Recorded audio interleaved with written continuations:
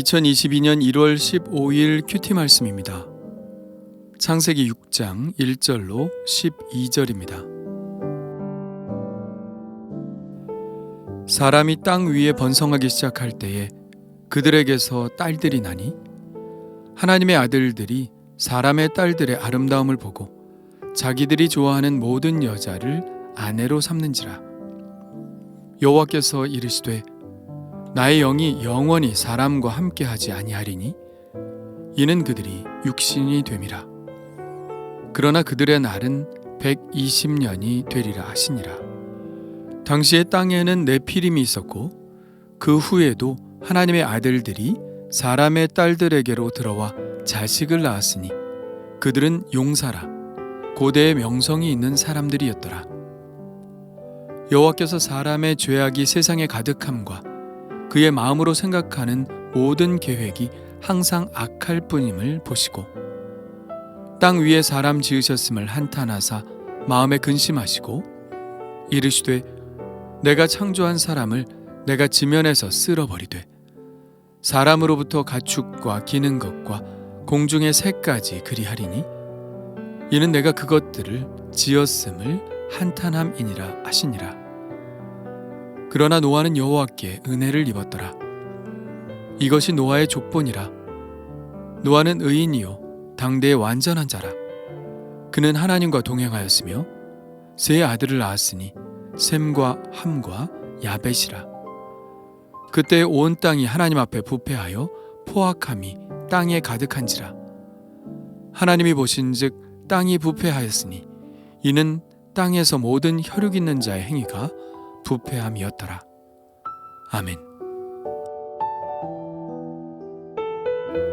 하나님이 창조하신 세계가 엉망이 되는 데는 그리 오래 걸리지 않았습니다. 그도 그럴 것이 하나님이 창조하신 첫사람부터 하나님의 명령을 어기더니 그 아들은 형제 살인까지 저질렀습니다. 그리고 가인의 5대 손인 라멕은 사람을 죽이는 것을 아무렇지도 않게 생각하는 사람이었죠. 사람들은 처음부터 악을 행하는 자들이었습니다. 아담에게 원죄가 있다고 원망할 일이 아니죠. 그 후로 태어난 모든 사람들도 모두 똑같은 죄를 저질렀으니까요. 하나님은 이 세상을 창조하고 나서 지으신 그 모든 것을 보시니 보시기에 심히 좋았더라 라고 말씀하셨는데 오늘 말씀에서는 완전히 다른 소회를 나타내십니다. 하나님이 보신즉 땅이 부패하였으니 이는 땅에서 모든 혈육 있는 자의 행위가 부패함이었더라. 여기서는 땅이 부패하였다고 하였으나 실제로는 모든 혈육 있는 자의 행위가 부패했던 것이죠. 누구를 말합니까? 모든 혈육 있는 자라고 말할 때 다른 동물들을 떠올릴 필요가 없습니다. 바로 사람이 문제인 것이죠. 사람들의 행위가 어땠나요? 하나님은 사람의 죄악이 세상에 가득함과 그의 마음으로 생각하는 모든 계획이 항상 악할 뿐임을 보셨습니다. 세상은 사람들이 범한 죄악으로 가득했고 사람은 항상 악한 생각과 계획을 가지고 있었습니다. 하나님이 생각하신 뜻과는 정반대의 결과를 가져왔죠. 이것으로 인해 하나님께 근심이 생겼습니다. 땅 위에 사람 지으셨음을 한탄하사 마음에 근심하시고 여기서 나타나는 하나님의 모습은 어떤가요? 전지전능하신 하나님의 모습으로 보이나요? 그것보다는 자식 때문에 고민과 근심을 하시는 연약한 아버지의 모습이 떠오릅니다. 아버지가 강한 것 같아도 사랑하는 자식들 앞에서는 언제나 약해지는 것이듯이 지금 하나님의 모습도 그렇게 보여집니다. 사람들을 사랑하지 않으신다면 무슨 고민을 하실 이유가 있을까요? 강제로 말을 듣도록 하면 되지 않을까요? 그러나 그렇게 하는 것은 하나님의 사랑에 위배되는 행동이죠. 하나님의 사랑은 사람들에게 자유를 주시는 사랑입니다. 사랑하는 사람에게 가장 큰 것을 준다면 그것은 자유죠.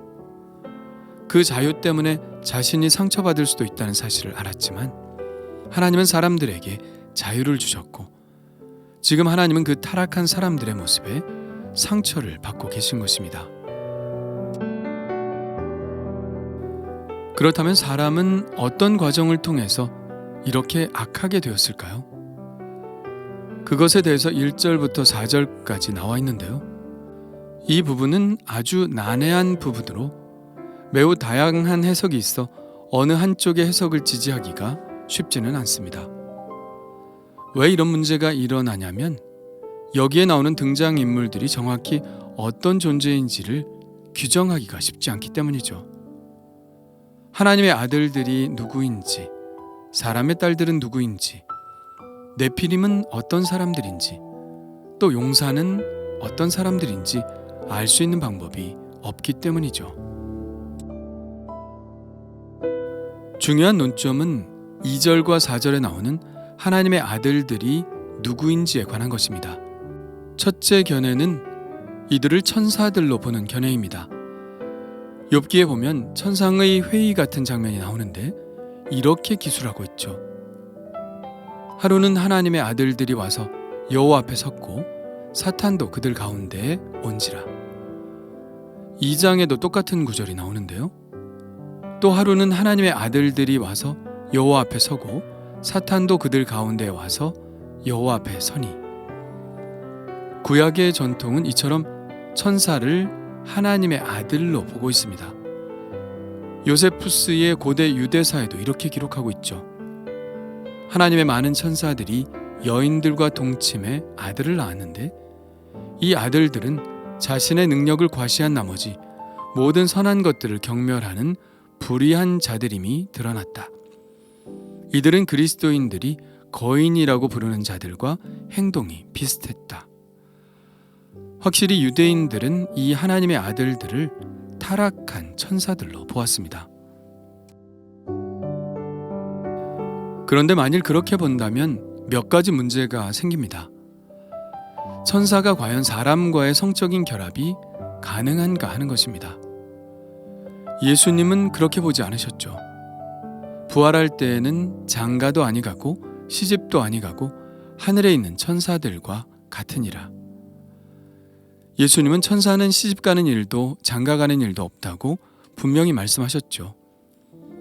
그리고 만일 하나님의 아들들이 사람을 타락하게 했다면 그것은 사람의 타락이라고 볼 수 없고 천사들의 타락이라고 보아야 할 것인데 성경에는 분명히 사람들의 타락이라고 말하고 있기 때문입니다. 그런데 4절에 하나님의 아들들이 사람의 딸들에게로 들어와 낳은 자식들이 용사였고 고대 명성이 있는 사람들이라고 적고 있는 것을 보면 또 그럴 수도 있지 않겠나 하는 생각이 들기도 합니다. 분명 일반 사람들과는 다른 우월한 신체를 가졌다는 이야기이기 때문이죠. 그리고 실제로 민수기에 나오는 12정탐꾼들의 보고 내용이나 역대상에 나오는 다윗이 물리친 거인들을 생각해 볼 때 전혀 설득력이 없는 것은 아닙니다. 그러나 그렇다고 해서 하나님의 아들들을 천사로 본다는 것은 이교적 신화에 나오는 반신반수의 존재들을 생각하게 하는 것으로 기독교적 신앙으로 볼 때는 수용하기 힘든 부분이죠. 또 다른 견해는 하나님의 아들들을 세세 후예로 보는 것입니다. 지금까지 나온 족보는 두 가지죠. 하나는 가인의 족보이고 또 하나는 셋의 족보입니다. 가인의 족보는 하나님 없이 사는 사람들의 모습을 보여주고 있고요. 셋의 족보에는 하나님을 섬기는 자들로 나와 있습니다. 그러니까 여기서 하나님의 아들들이란 하나님을 섬기는 셋의 후손들로 보는 것이고 사람의 딸들이란 하나님을 섬기지 않는 가인의 후손들의 딸이라는 이야기입니다. 그렇게 볼 때 사람의 타락은 설명이 가능하죠. 하나님은 셋의 가문을 통하여 하나님 믿는 신앙이 전수되기를 바라셨지만 셋의 자손들도 눈앞에 있는 아름다움에 취해 눈에 보이는 모든 여자들을 아내로 삼고 하나님을 떠나버렸다는 것입니다. 어거스틴과 칼빈도 이 해석을 지지하고 있죠. 그러나 이러한 견해의 맹점은 네피림의 존재를 설명하지 못한다는 것입니다. 어떤 해석을 따를 것인지는 개인의 자유에 맡길 수밖에 없습니다. 어쨌든 중요한 것은 사람들은 하나님 보시기에 죄를 지었고 하나님은 그 사람들의 죄악된 행동에 상처를 받으셨다는 것이죠. 하나님은 판단하셨습니다. 하나님의 판단은 도가 지나치다는 것이었습니다. 이렇게 나가다가는 전혀 가망이 없다는 것이죠. 그래서 결심하며 이렇게 말씀하십니다.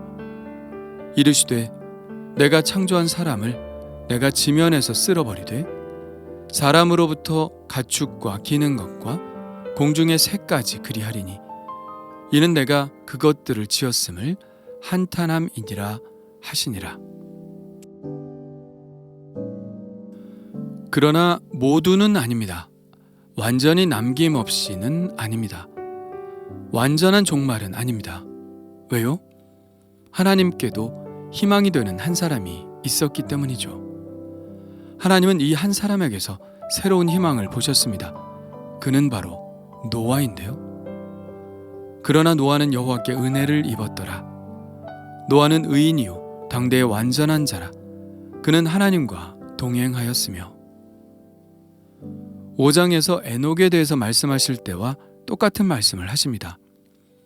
노아는 의인이요 완전한 자고 하나님과 동행한 사람이었습니다. 여기서 당대의 완전한 자라는 말씀이 눈에 들어오는데요. 당대란 죄악이 세상이 가득했던 때입니다. 모든 사람들의 생각과 계획과 하는 일들이 항상 악할 때입니다. 그러나 그는 이런 세상의 풍조와 완전히 반대편에 서 있었습니다. 이것이 위대한 것이죠. 남들 다 잘 믿을 때 믿는 것은 쉬운 일입니다.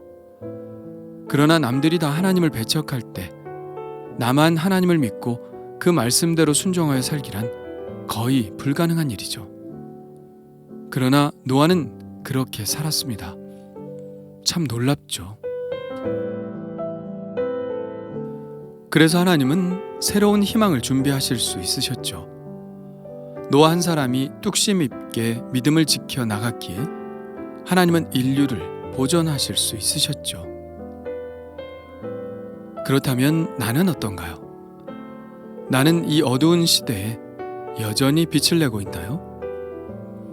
남들이 다 넓은 길로 갈 때 나는 좁은 길로 가고 있나요? 다른 사람들이 다 노우라고 말할 때 나는 하나님을 긍정할 수 있나요? 여러 사람이 인류를 보존한 것이 아닙니다. 오직 한 사람, 노아가 그 일을 해냈습니다. 내가 그 한 사람이 되어보는 것은 어떨까요? 주님 감사합니다.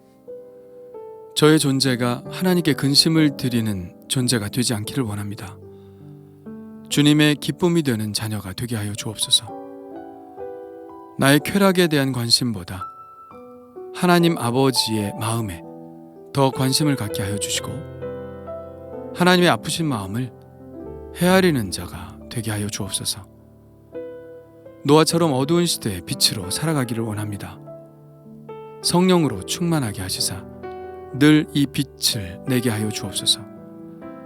언제까지나 믿음에 굳게 서서 하나님을 인정하게 하시고 또 순종하게 하여 주옵소서. 예수님의 이름으로 기도합니다. 아멘.